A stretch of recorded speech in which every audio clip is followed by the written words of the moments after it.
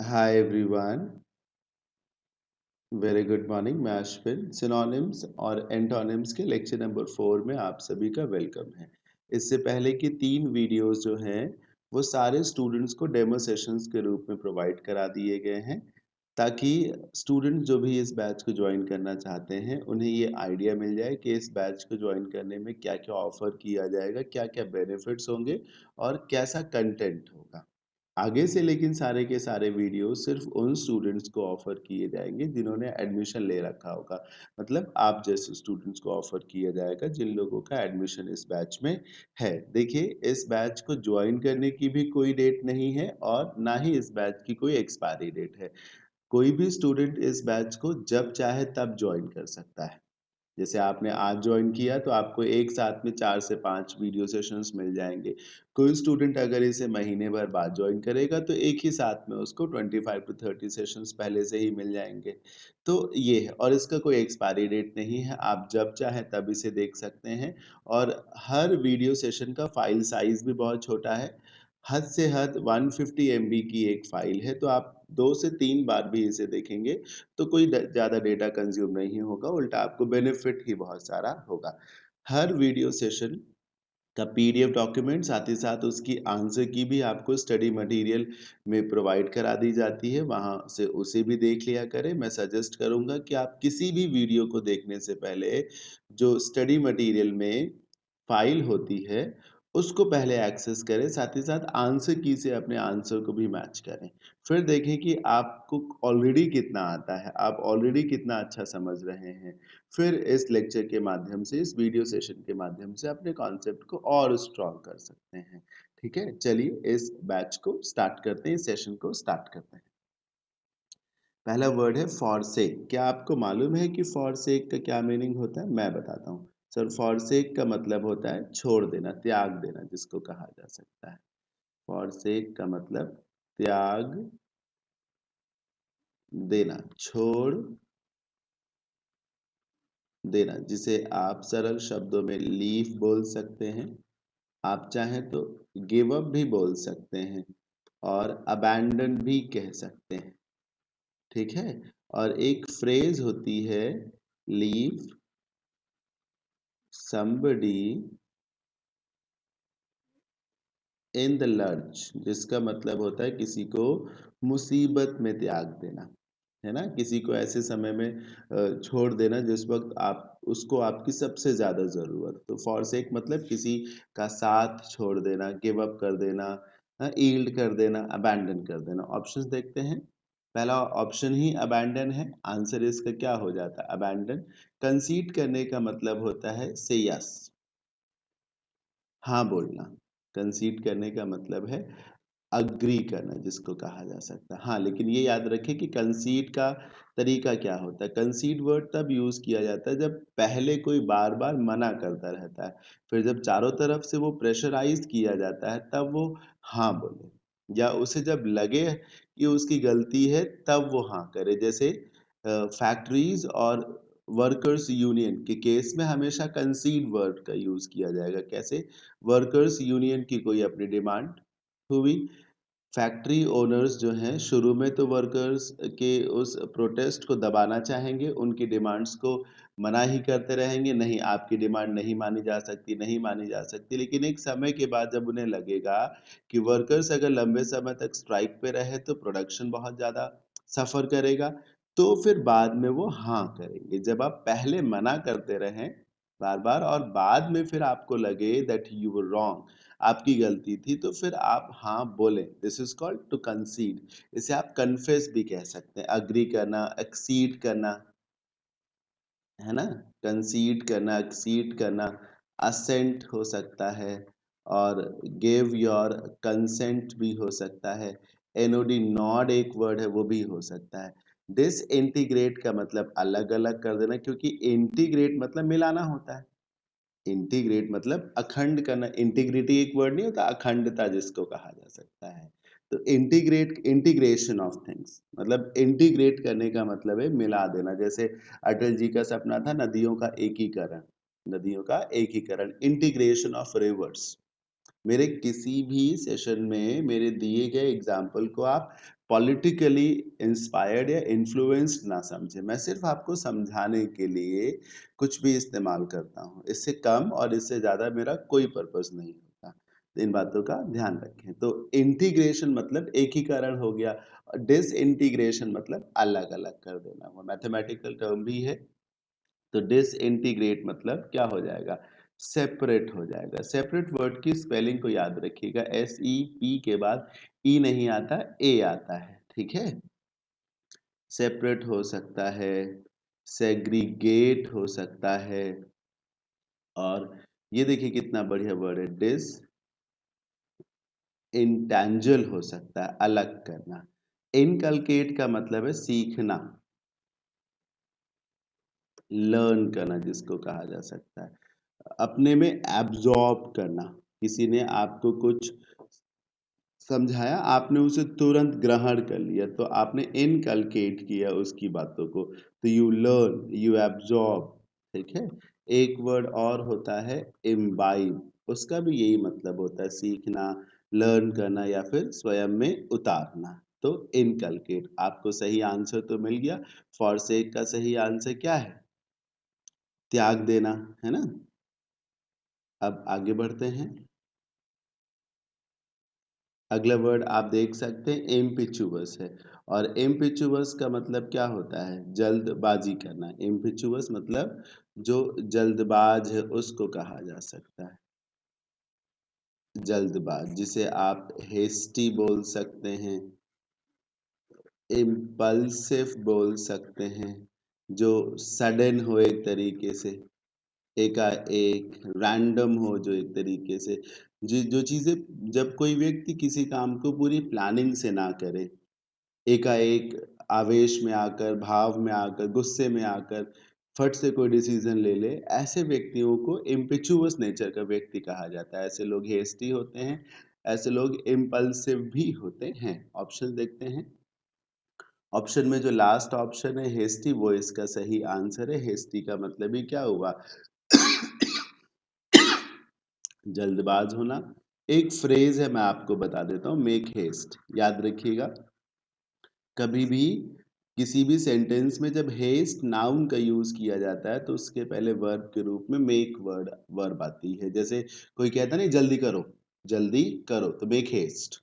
Disturbing आप जानते हैं, जो अनोइंग नेचर के हों, जो हमेशा लड़ाई झगड़ा करते रहते हों, कंप्लेनिंग नेचर के हों, शिकायती स्वभाव के।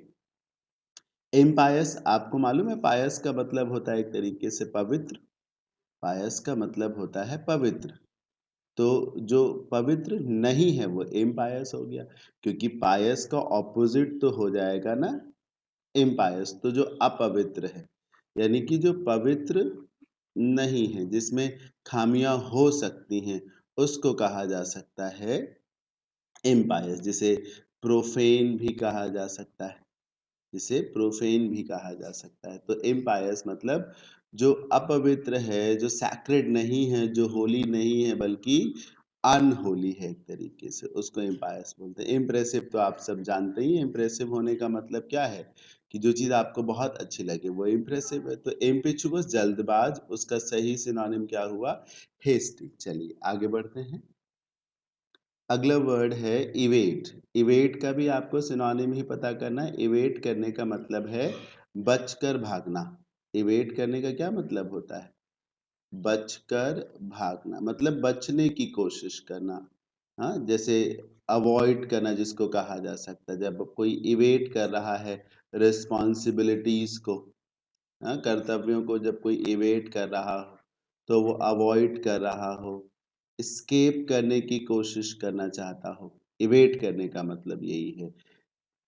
एक होता है इन्वेट, जिसमें लड़ाई की जाएगी, कन्फ्रंट किया जाएगा, और एक होता है इवेट, जिसमें बचने की कोशिश की जाएगी, लड़ाई नहीं की जाएगी, है ना? इवेट किया, जैसे क्वेश्चंस को कभी इवेट किया गया, आपने अपने टीचर से कोई सवाल पूछा और उसने आपके सवाल को से बचने की कोशिश की, या किसी जर्नलिस्ट ने किसी पॉलिटिशियन से कोई क्वेश्चन पूछा और पॉलिटिशियन उसके सवालों को अवॉइड करना चाह रहा है, बचना चाह रहा है, तो वो इवेट कर रहा है एक तरीके से। Let's see the options. They are avoid, vacate, evolve and pretend. Answer तो आपको मिल ही गया, अवॉइड करना, बचने की कोशिश करना। वकेट मतलब खाली करना,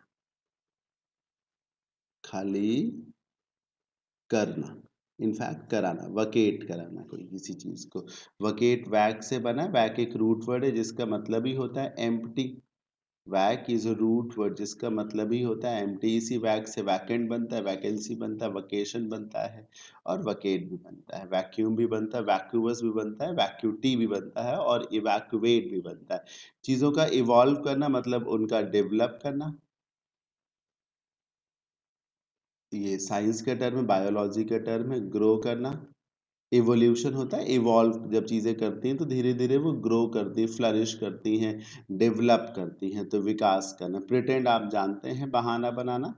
तो इवेट मतलब अवॉइड करना, बचने की कोशिश करना। कुछ हद तक प्रिटेंड भी हो सकता है, लेकिन इवेट का वास्तविक मीनिंग किसी प्रकार का बहाना करना नहीं होता, बल्कि स्किप करने की कोशिश करना। ठीक है, आगे बढ़िए, अगले वर्ड को देखते हैं। अगला वर्ड है अडॉन। अडॉन का भी आपको सिनोनिम ही पता करना है। अडॉन का भी आपको सिनोनिम ही पता करना। अडॉन करने का मतलब है सर सजाना। क्या मतलब होता है? सजाना। अडॉन करना मतलब डेकोरेट आप बोल सकते हैं, डिजाइन आप बोल सकते हैं, ठीक है, और एम्बेलिश बोल सकते हैं। चीज़ों को कलरफुल बनाना, डिज़ाइन करना, अडॉर्न करना, उन्हें सजाना, संवारना, है ना? गार्निश करना। ये देखिए, गार्नर हो सकता है, गार्निश हो सकता है, सजाना, संवारना, ब्यूटीफाई करना जिसको कहा जा सकता है। और अगर आप रोशनी से रिलेट कर लें, तो रोशनी से जगमगाना चीज़ों को मतलब इल्यूमिनेट करना एक तरीके से। ठीक है, पिछले एक सेशन में मैं आपको इल्यूमिनेट बता चुका हूँ, जिसका मतलब रोशनी से होता है। LUMIN का मतलब ही होता है रोशनी। तो अडोन करना मतलब सजाना या फिर संवारना, मेक समथिंग ब्यूटीफुल, तो ब्यूटीफाई करना एक तरीके से। ऑप्शंस देखिए, फोरगो, यूलोजाइज, सस्पेक्ट और embellish. You got the right answer, it is embellish. ये देखिए यहाँ पे एम्बेलिश मैंने लिखा भी था, यहाँ भी मिल गया आपको। तो एम्बेलिश करना मतलब सजाना संवारना। Eulogize is a very very important word. Let me tell you very clearly that eulogize is a very very important word. EU से बना है। EU मतलब होता है praise। याद रखिएगा, आप गूगल करिएगा इस सेशन के बाद, इस वर्ड को गूगल करिएगा। EU रूट वर्ड, आपको कई सारे वर्ड्स मिलेंगे, सब में तारीफ, प्रशंसा, खुशी की बात होगी। इसी EU से यूफेमिज्म बनता है, यूफेमिनेट बनता है, यूफोरिया बनता है, यूलॉजी बनता है। ठीक है, रूट वर्ड के सेशन में मैं आपको पढ़ाऊंगा। इनफैक्ट जो मेरा यूट्यूब चैनल है competitive English with Ashwin sir, उस पे EU रूट वर्ड मैंने ऑलरेडी पढ़ा रखा है। तो आपने ना देखा हो तो चैनल की प्लेलिस्ट पे, रूट वर्ड्स प्लेलिस्ट पे जाएंगे तो वहां पर आपको ये रूट वर्ड जरूर देखने को मिलेगा। तो यूलोजाइज मतलब किसी की तारीफ करना, है ना, प्रेज करना, जिसे आप एक्सटॉल भी बोल सकते हैं, EXTOL, प्रशंसा करना, तारीफ करना। सस्पेक्ट की खूबी देखिए, सस्पेक्ट एक वर्ब भी है और सस्पेक्ट एक नाउन भी है। अगर सस्पेक्ट का मतलब है कोई संदिग्ध, संदिग्ध व्यक्ति, then it is a noun. फिर एक से ज्यादा होने पर ये सस्पेक्ट्स भी हो जाएगा। और अगर सस्पेक्ट का मीनिंग हुआ संदेह करना, तब ये वर्ब है। तो अगर कोई सस्पेक्ट है तो वो नाउन है, ही इज अ सस्पेक्ट, है ना, संदिग्ध व्यक्ति। और जब किसी मूवी में लॉयर बोलता है ना जज के आगे, आई सस्पेक्ट या आई ऑब्जेक्ट, ऐसी बातें बोलते हैं ना, सस्पेक्ट करना, आई सस्पेक्ट, मुझे संदेह है, तब सस्पेक्ट एक वर्ब है। उम्मीद है समझ में आया होगा। संदिग्ध व्यक्ति के संदर्भ में सस्पेक्ट एक नाउन है, संदेह करना तब सस्पेक्ट एक वर्ब है। फोरगो मतलब जाने देना, फोरगो मतलब जाने देना, माफ कर देना, पनिश ना कर देना, ना करना। फोरगो मतलब लीव कर देना, जाने देना, सजा ना देना, पनिश ना करना, ये फोरगो हो गया। तो अडोन मतलब सजाना, संवारना, ब्यूटीफाई करना, एम्बेलिश इसका आंसर हो जाएगा। देखिए, मेरे कुछ बैचेस नए लॉन्च होने वाले हैं, उनके बारे में छोटी-सी इन्फॉर्मेशन मैं आपको दे दूँ। पहला बैच जो मेरा बहुत जल्द लॉन्च होगा, वो ईडीएम्स एंड फ्रेजेस का होगा। रिकॉर्डेड सेशंस इसमें भी होंगे, जैसे कि आप जिस बैच को अटेंड कर रहे हैं, सिनोनिम्स एंटोनिम्स, ये एक रिकॉर्डेड सेशंस वाला रिकॉर्डेड वीडियोज़ वाला बैच है।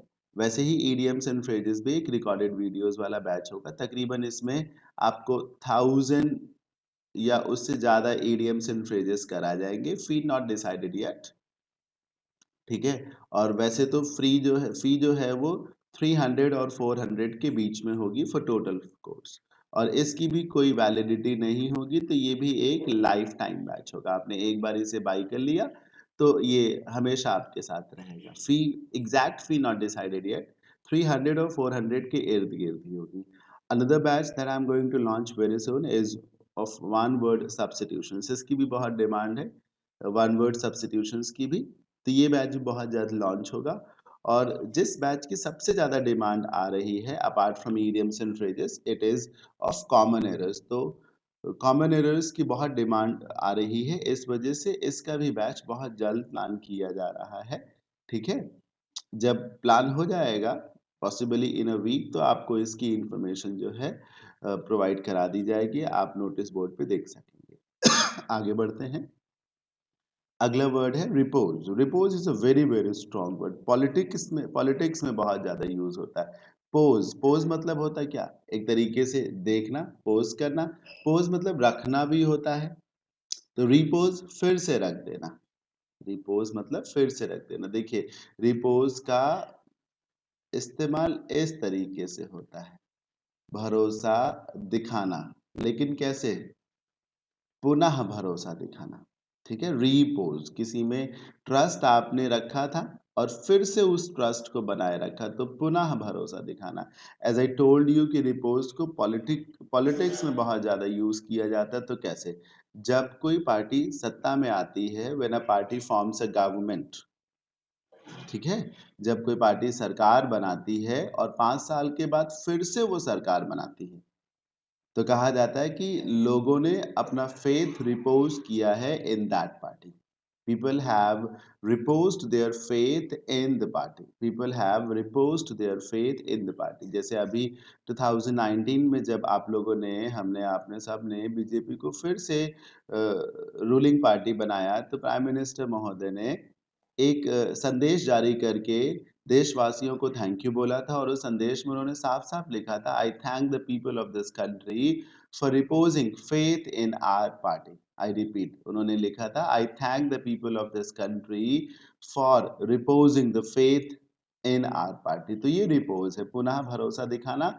एक और मीनिंग भी होता है रिपोज का, आराम करना, रेस्ट करना जिसको कहा जा सकता है, लाई डाउन जिसको बोला जा सकता है। ऑप्शंस देखते हैं, रिसरेक्ट, रिवैम्प, रेस्ट और replace. You got the answer.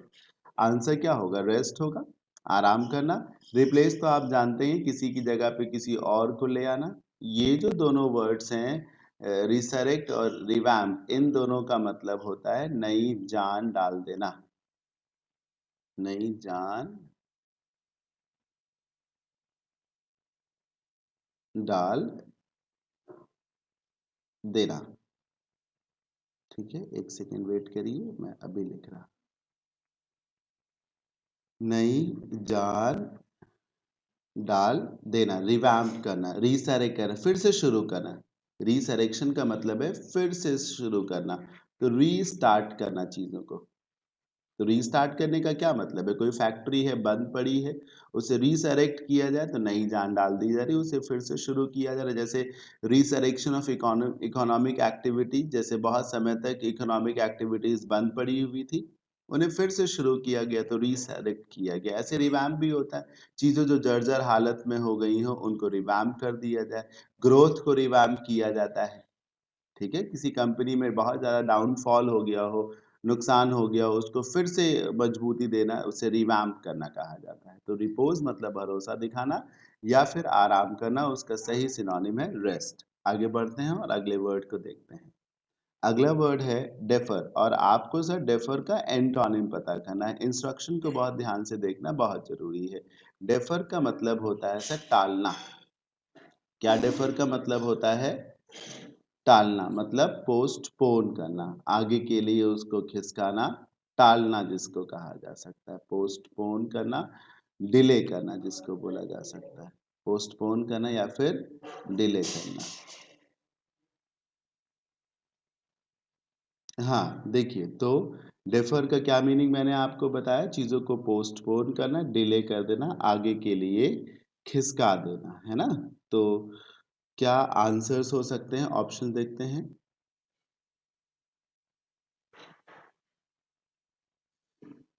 Options देखिए।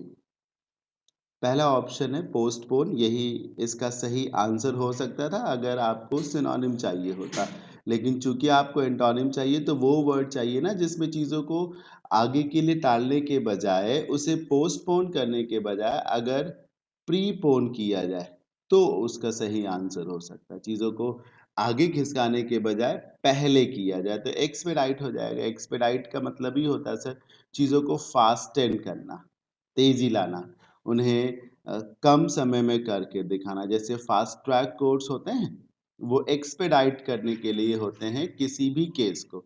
बोलते नहीं है कि इस केस का ट्रायल फास्ट ट्रैक कोर्ट में चलेगा जिससे इसकी सुनवाई बहुत कम समय में हो जाए, तो एक्सपेडाइट किया जाए उसे। डेटर का मतलब होता है सर डराना। डेटर का मतलब डराना, तो हॉन्ट हो सकता है, हाउंड हो सकता है, फ्राइटन हो सकता है, डराना जिसको कहा जा सकता है। FRIGHTEN, फिर से लिख देता हूं मैं, FRIGHTEN, फ्राइटन मतलब डराना, डेटर करना। जो चीजें डेटर करती हैं वो बहुत तेजी से आपको अपने आप से दूर करती हैं, क्योंकि वो आपको बड़ी डरावनी सी लगती हैं, डराती हैं। जब चीजें आपको डराएंगी तो क्या आप उनकी तरफ जाएंगे नहीं, आप उनसे दूर भागना चाहेंगे। डेटर से ज्यादा पॉपुलर डेटर का एडजेक्टिव है डेटरेंट, DETERRANT, डेटरेंट। जरूर इसे देखिएगा। डिसएग्री आप जानते हैं, असहमत होना, तो एक्सपेडाइट इसका सही एंटोनिम हो गया, चीजों में एक रफ्तार लेकर आना। अगला वर्ड है डिलीजेंट। डिलीजेंट का भी आपको एंटोनिम ही पता करना। डिलीजेंट का मतलब होता है मेहनती। आप थोड़ा सा इसे इंटेलिजेंट से रिलेट कर लीजिए। इंटेलिजेंट का मतलब होशियार हुआ। अब डिलीजेंट का मतलब होशियार सीधे तौर पे तो नहीं है, लेकिन जो व्यक्ति मेहनती होगा वो होशियार तो हो ही जाएगा, नहीं होगा तो हो जाएगा। तो डिलीजेंट मतलब somebody who is hard working, जो मेहनत करता हो उसे डिलीजेंट कहा जाता है। somebody who is hard working, जिसे आप लेबोरी लेबोरियस भी कह सकते हैं, ठीक है। असिडुअस भी कह सकते हैं, कर्मठ जिसको कहा जा सकता है। एक हिंदी में वर्ड होता है ना कर्मठ, तो उसे असिडुअस भी कहा जाता है, हार्ड वर्किंग, लेबोरियस, मेटिकुलस भी बोल सकते हैं। ऑप्शन देखिए। इंडस्ट्रियस, ये जो वर्ड आप इंडस्ट्रियस देख रहे हैं ये सिनोनिम है इसका। इंडस्ट्रियस का भी मीनिंग होता है मेहनती, लाइक डिलीजेंट। ये सारे वर्ड्स एक ही जैसा मीनिंग देते हैं, diligent, industrious, hard working, laborious and assiduous, मेहनती। आपको तो वो वर्ड चाहिए जिसमें व्यक्ति मेहनत ना करे, और जो व्यक्ति मेहनत नहीं करता वो क्या करता है, टाल मटोल करता है, लापरवाही करता है ना, चीजों को अवॉइड करना चाहता है। ये है इसका सही ऑपोजिट, स्केपिंग नेचर का व्यक्ति, जो स्केप करना चाहेगा, ठीक है, उसको कहा जा सकता है। जो अपनी जिम्मेदारियों को उठाना चाहेगा वो डिलीजेंट असिडुअस हुआ, और जो बचना चाहेगा वो अवॉइडिंग या स्केपिंग नेचर का हो जाएगा, जो मेहनत ना करना चाहे। ऐसे व्यक्तियों को आप सर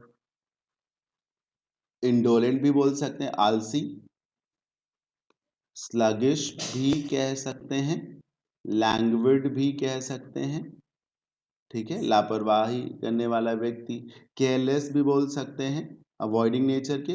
बोस्टफुल नेचर का जो व्यक्ति होता है वो बड़ी बड़ी बहुत हाँकता है। बोस्ट करने का मतलब ही होता है डींगे मारना, बड़ी बड़ी हाँकना, ठीक है। याद रखिएगा बोस्ट नाम की जो वर्ब है वो अपने बाद प्रेपोजिशन के रूप में ऑफ लगाती है। ये अभी याद कर लीजिए। हालांकि यहाँ तो बोस्टफुल लिखा है, लेकिन बोस्ट होता है तो उसके साथ ऑफ लगाया जाता है। तो जो बड़ी बड़ी हाँकता हो जिसे ब्रेगार्ट भी कहा जाता है, ठीक है, उसे बोस्टफुल कहा जाता है। नोटोरियस, नोटोरियस का मतलब होता है कोई कुख्यात व्यक्ति। अभी मैंने पिछले एक सेशन में नोटोरियस वर्ड आपको पढ़ाया है। फिर से इस वर्ड के आपसे टकराने का मतलब ये है कि चेक करना कि आपको याद हुआ वो वर्ड कि नहीं याद हुआ, ठीक है? इससे आपको ये समझ में आएगा कि हाँ यार, अगर मैंने याद नहीं किया तो मैंने कितनी बड़ी लापरवाही की है। नोटोरियस होने का मतलब है आपको हर कोई जानता है, लेकिन अच्छे कामों के लिए नहीं बल्कि गलत कार्यों के लिए। नोटोरियस होने का मतलब है एक तरीके से इनफेमस होना। ये देखिएगा ध्यान से, फेमस होता है प्रसिद्ध, और उसी के आगे अगर आई एन लगा दिया जाए, इनफेमस बना दिया जाए, अप्रसिद्ध कर दिया जाए तो नोटोरियस हो जाएगा। अगला वर्ड है एंडोर्स। एंडोर्स करने का मतलब है किसी चीज को सपोर्ट करना। जब आप एंडोर्स करते हैं तो किसी चीज के प्रति अपना समर्थन व्यक्त करते हैं। एंडोर्स करना, जैसे कि मान लीजिए रूलिंग पार्टी एक बिल लेकर के आती है और सदन में बहुत सारे दल होते हैं, तो किसी एक दल ने रूलिंग पार्टी के उस बिल का समर्थन किया, तो एंडोर्स किया उस पार्टी ने रूलिंग पार्टी के उस बिल को। या फिर आप देखते हैं बड़े बड़े सेलिब्रिटीज प्रोडक्ट्स को एंडोर्स करते हैं, मतलब वो ये बोलते हैं, रिकमेंड करते हैं कि आप इस प्रोडक्ट का इस्तेमाल करिए। जैसे शुगर फ्री एंडोर्स करते हैं, बहुत सारे। जैसे कोई डाबर च्यवनप्राश का ऐड कर रहा होता है तो वो एंडोर्स ही तो कर रहे होते हैं। लोरियल पेरिस का कोई ऐड कर रहा है तो वो एंडोर्समेंट है, सपोर्ट करना। जब आप किसी प्रोडक्ट को की मार्केटिंग कर रहे हैं, उसे एडवर्टाइज कर रहे हैं, खास तौर पे उसे अपना समर्थन दिखा रहे हैं कि हाँ मैं भी इसी प्रोडक्ट को यूज करता हूँ, तो एंडोर्स करना कहा जाता है। Let's see the options. They are sanction, condemn, nullify and exceed. और सर सैंक्शन तो नहीं होगा, क्योंकि सैंक्शन का मतलब भी होता है ऑथोराइज कर देना, स्वीकृति दे देना। सैंक्शन करना आप जानते होंगे, ये वर्ड तो एक कॉमन वर्ड है ना? फाइल को सैंक्शन कर दिया गया, तो सैंक्शन करना स्वीकृति देना, स्वीकृति देना मतलब ऑथोराइज कर देना, ऑथोराइज कर देना। तो ये क्यों होगा? कंडेम होगा सही इसका ऑपोजिट। क्यों? क्योंकि एंडोर्स का मतलब है आप किसी चीज का समर्थन कर रहे हैं, सपोर्ट कर रहे हैं, और जब आप कंडेम कर रहे हैं तो आप उसकी आलोचना कर रहे हैं, आप उसे क्रिटिसाइज कर रहे हैं। कंडेम करने का मतलब ही होता है जैसे किसी ने कोई कदम उठाया, कोई डिसीजन लिया, आपने उस डिसीजन की वकालत की, तो यू एंडोर्स दैट डिसीजन, और आपने कहा नहीं ये डिसीजन बिल्कुल इररेलेवेंट है, इनसेन डिसीजन है, बिल्कुल वाहियात डिसीजन है, तो आपने कंडेम किया एक तरीके से। तो क्रिटिसाइज करना, डिनाउंस करना जिसको कहा जा सकता है, आलोचना करना, सेंश्योर करना जिसको कहा जा सकता है। नलीफाई, नल मतलब होता है सर जीरो। नल मतलब भी होता है, क्या मतलब होता है? जीरो, ये वाला जीरो।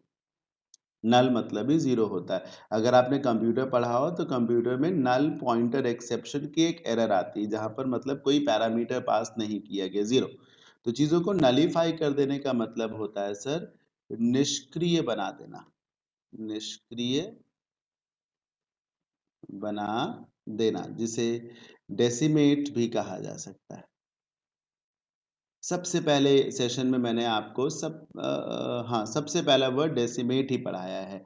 डेसिमेट करना, शून्य बना देना, ठीक है। नलीफाई करना, निष्क्रिय बना देना, डेसिमेट कर देना, जीरो कर देना, जिसे आप ना मिटिगेट भी कह सकते हैं। MITIGATE, mitigate. एक्सीड नहीं जानते आप सब? एक्सीड का मतलब चीजों का बढ़ जाना, बहुत ज्यादा बढ़ जाना। एक्सीड एक्सेस से बना हुआ वर्ड है। देखिएगा मैं इधर लिख रहा हूं, एक्सेस और एक्सीड क्या है सर? एक्सेस एक नाउन है, अधिकता, और एक्सीड एक वर्ब है। ये बिल्कुल वैसी ही कहानी है जो सक्सेस और सक्सीड की। स्पेलिंग मैच करिए, एक्सेस, सक्सेस, एक्सीड, और उसी तरीके से सक्सीड। तो सक्सेस भी नाउन हुआ और एक्सीड भी, सक्सीड वर्ब हो गया, जिस प्रकार एक्सेस और एक्सीड के केस में है। ठीक, अधिकता, अधिक होना, सफलता और सफल होना। तो एंडोर्स मतलब सपोर्ट करना, और ऑपोजिट हो जाएगा कंडेम करना। एक मेरा छोटा सा अनाउंसमेंट है, उसे भी देखिए ध्यान से। देखिए मेरा एक कंप्लीट इंग्लिश ग्रामर का बैच चल रहा है, आप में से बहुत से लोगों को ऑलरेडी मालूम है। अगर आपकी इंग्लिश जरा सी भी वीक है, अगर आपको इंग्लिश पढ़नी है पूरी फ्रॉम ए टू जेड, तो आपके लिए ये एक बेस्ट बैच है। इसमें मैं आपको पूरी इंग्लिश ग्रामर पढ़ा रहा हूँ। साथ ही साथ इस बैच में मैं आपको one I am sorry root words और इडियम्स एंड फ्रेजेस भी पढ़ाता रहता हूँ टाइम टू टाइम। ठीक है, बाकी इस बैच का जो स्पेसिफिकेशन है वो यही है कि बेसिक फाउंडेशन बैच है ये। आप शुरुआत कर सकते हैं अपने इंग्लिश प्रोग्राम की। अगर आपको इंग्लिश सीखनी है, नहीं आती है, तो इस बैच से बेहतर कोई बैच आपके लिए नहीं रहेगा। फिलहाल इस बैच की फी 999 है। और मैं आपको बता दूं कि वैसे तो ये बैच लॉन्च हो चुका है, चल रहा है तकरीबन 25 डेज से, लेकिन इससे इस पे कोई फ़र्क नहीं पड़ता। आप इस बैच को जब चाहें तब जॉइन कर सकते हैं। क्यों? क्योंकि मान लीजिए टोटल में 10 चैप्टर्स हैं, तो 10 चैप्टर्स में 2 चैप्टर हो गए हैं। तो ये 2 चैप्टर्स हो गए हैं, इनके वीडियोज़ तो आपको वहाँ मिल ही रहे हैं। ऐसा थोड़ी ना है कि आपका कोई चैप्टर छूट गया है। ठीक है? आप 3rd चैप्टर से स्टार्ट कर देंगे और साथ ही साथ जो शुरू के 2 चैप्टर्स हैं, उनके वीडियोज़ आपको वहाँ मिले हुए हैं। तो किसी का कोई लॉस नहीं है। किसी का कोई लॉस नहीं है। आप चाहे जब से स्टार्ट करें इस बैच को, समझ रहे हैं? इनफैक्ट ये बैच कल को ओवर हो जाए, तब भी आप चाहे तो इस बैच को ज्वाइन कर सकते हैं। लेकिन क्या है कि आप उसे डिले क्यों करें? उसका कोई बेनिफिट तो है नहीं ज़्यादा से ज़्यादा। इस वजह से मैं सजेस्ट करूंगा कि आप जल्द से जल्द इस बैच को ज्वाइन कर लें। अगर कहीं से भी आपकी इंग्लिश वीक है, तो इंग्लिश ग्रामर को इम्प्रूव करने का ये बेस्ट वे है।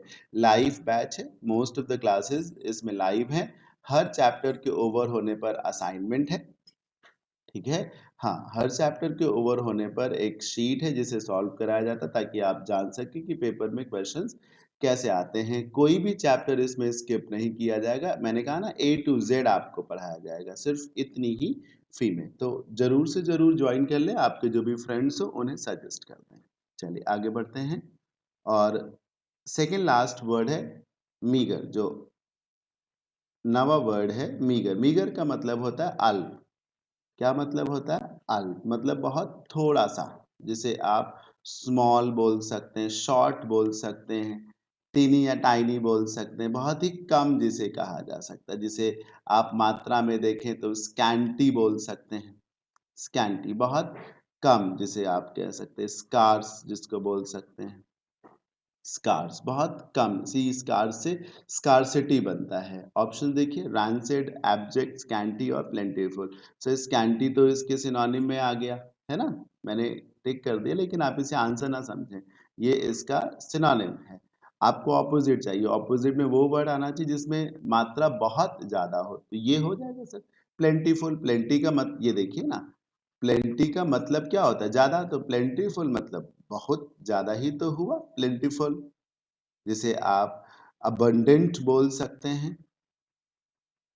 अबंडेंट भारी मात्रा अथवा संख्या में होना, है ना। ह्यूज, मैसिव, ह्यूज, मैसिव, ये सारे वर्ड्स। आप एनॉर्मस बोल सकते हैं। आप एनॉर्मस बोल सकते हैं। तो भारी संख्या अथवा मात्रा में होना मतलब प्लेंटीफुल, और ना के बराबर होना तो वो मीगर हो जाएगा। स्कैंटी जिसको बोला जा सकता है। रैंसेट मतलब सड़ा हुआ, बदबूदार जिसको कहा जाए, जिसको आप बासी भी कह सकते हैं। ठीक है, बासी, बासी, सड़ा हुआ, सड़ा हुआ, बदबूदार। जो चीजें बदबूदार है, बासी हैं, तो वो सड़ी हुई होंगी, बदबूदार होंगी। तो जो चीजें बदबूदार हों उन्हें मैलोडोरस भी कहा जाता है। मैलोडोरस को ध्यान से देखिए, ओडोर आया। ओडोर का मतलब ही होता है sir Khushboo, Mahak.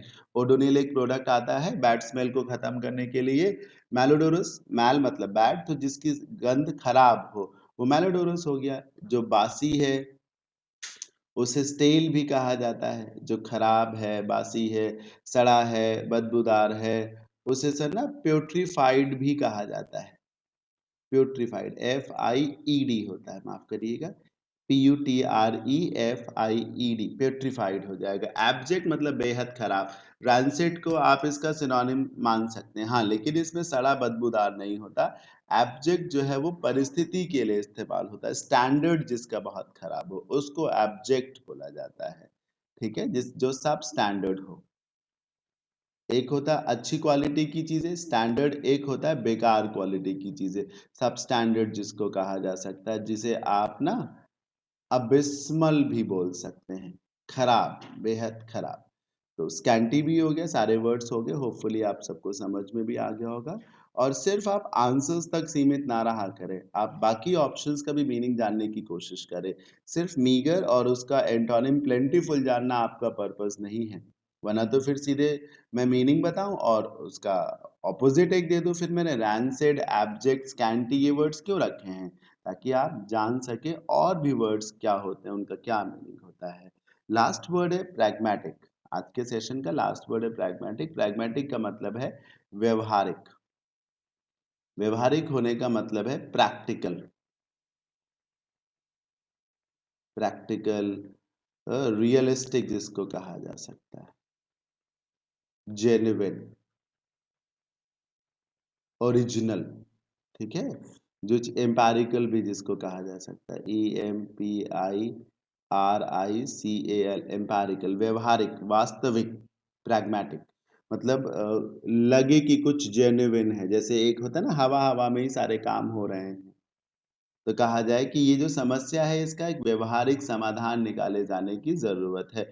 We need to find some pragmatic solution to the problem of economic crisis. ये जो समस्याएं हैं, हमें जैसे कोविड-19 से लड़ाई करने के लिए हमें प्रैग्मेटिक तरीकों की ज़रूरत है, व्यवहारिक तरीकों की ज़रूरत है, क्योंकि आप लंबे समय तक चीज़ों को शट डाउन नहीं कर सकते। अगर आपने लंबे समय तक चीज़ों को शट डाउन रखा, तो इकोनॉमी पूरी तरीके से धड़ाम हो सकती है। तो ये बहुत ज़रूरी है कि फाइट किया जाए, कन्फ्रंट किया जाए इस डिज़ीज़ को, but at the same time it is pretty much required कि इकोनॉमिक एक्टिविटीज़ भी रन करें, पूरा फ्री रन करें एक तरीके से।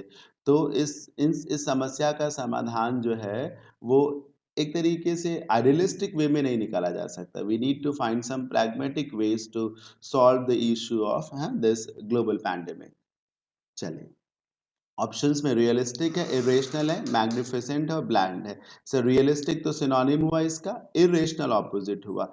इरेशनल कैसे बना है सर? रेशनल से बना। ये देखिए, रेशनल का मतलब रेशनल माइंड, जो लोग समझदार होते हैं, प्रैक्टिकल होते हैं, हर चीज को समझते हैं, ऐसे लोग रेशनल माइंड कहे जाते हैं, रेशनल माइंडेड पीपल, रेशनल।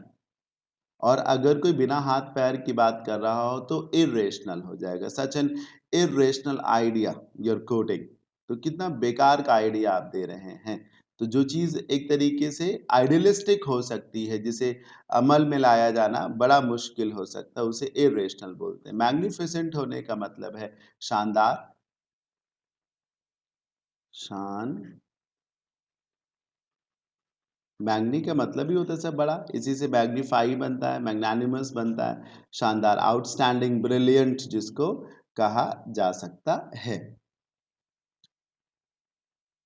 एक छोटा सा अनाउंसमेंट और है, उसे भी देख लीजिए। Reading comprehension, parajumbles and cloze test का एक बैच स्टार्ट किया गया है, जिसकी फी 499 है। ये इस बैच के स्पेसिफिकेशंस हैं।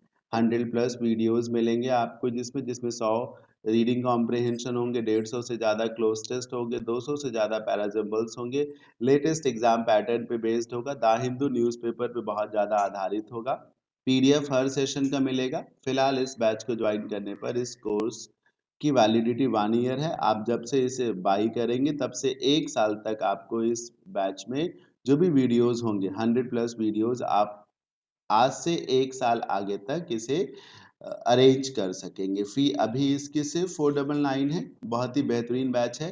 रीडिंग कॉम्प्रिहेंशन, पैराजम्बल्स और क्लोज टेस्ट, ये वो सेक्शंस हैं जिसमें मैक्सिमम स्टूडेंट्स का स्कोर हमेशा से कम ही रहता है। क्लोज टेस्ट, पैराजम्बल्स में तो अक्सर लोग जो गेस करते हैं वो इनकरेक्ट ही हो जाता है। और इस प्रॉब्लम को दूर करने का एक ही तरीका है, मोर एंड मोर प्रैक्टिस। तो जब आप इस बैच को ज्वाइन करेंगे, इतना सारा कंटेंट मिलेगा, तो ज़्यादा से ज़्यादा आपकी प्रैक्टिस हो जाएगी। और ये एक ही बैच नहीं है सर, ये बैच नंबर 1 है। कुछ समय के बाद जब ये बैच पूरा हो जाएगा तो बैच नंबर 2 भी आएगा, ठीक है? ताकि जितनी ज़्यादा आप प्रैक्टिस करेंगे, उतना ही ज़्यादा आपको बेनिफिट होगा। चाहे कोई भी एग्ज़ाम हो, देखिए ना, हेल्पफुल है फॉर ऑल एग्ज़ाम, चाहे वो एसएससी का कोई एग्ज़ाम हो, किसी भी तरीके के एग्ज़ाम में ये जो बैच है बहुत हेल्पफुल है। आईबीपीएस का कोई भी एग्ज़ाम हो, सीसैट हो, सीसैट में भी चीज़ें बहुत सीपीएफ हो, assistant commandant, NDA, CDS, AFCAT, air force, कोई भी एग्ज़ाम हो जिसमें बस देखिए सीडीएस में पैराजम्बल्स बहुत ज़्यादा आते हैं, कॉम्प्रिहेंशंस भी बहुत आते हैं, सीजीएल, सीपीओ मेंस और स्टेनो में parajumbles, cloze test, reading comprehension बहुत आते हैं। और यही वो सेक्शन है जो डिसाइसिव रोल प्ले करते हैं, जो तय करते हैं कि क्या रिजल्ट होगा आगे चल कर के, ठीक है? तो ज़रूर इस बैच को जॉइन करें अगर आपको नीड है इन सारी चीज़ों की तो। तो ये था आज का सेशन जिसमें मैंने आपको हमेशा के जैसे 10 अच्छे वर्ड्स पढ़ाए सिनोनिम्स और एंटोनिम्स के। ये और डिटेल से मेरा यूट्यूब चैनल इस नाम से, टेलीग्राम चैनल इस नाम से है और टेलीग्राम ग्रुप है इस नाम से। इस ग्रुप का बेनिफिट ये है कि आपको जो भी डाउट हो आप यहाँ पर पोस्ट करिए, आपको ज़रूर समय रहते उसका आंसर दिया जाएगा। किसी भी तरीके की क्वेरी के लिए आप मेरा ये नंबर है 9935923221 इस पे मैसेज भी कर सकते हैं, even you can call me as well. मैं हमेशा अवेलेबल हूँ आपकी सर्विस में। Thank you so much, bye bye, take care, have a good day.